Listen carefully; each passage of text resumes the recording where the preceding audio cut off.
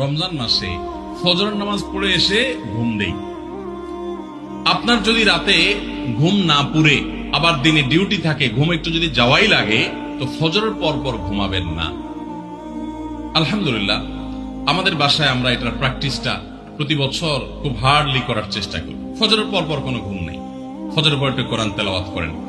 প্রথম প্রথম চোখ ভেঙে আসবে, কারণ আপনি ভোর রাতে উঠছেন, অভ্যাস নাই। তো যাতে চোখে ঘুম না আসে সেজন্য নানান বুদ্ধি বাইর করে ঘুম দূর করেন, একটু উঠবস করেন। ওই টাইমে বসে ফজরের পরে আপনি তেলাওয়াত করেন, জিকির আজকার করেন, সকাল সন্ধ্যার দোয়াগুলো পড়েন, একটু দোয়া করেন, রমজানের কিছু আমল করেন।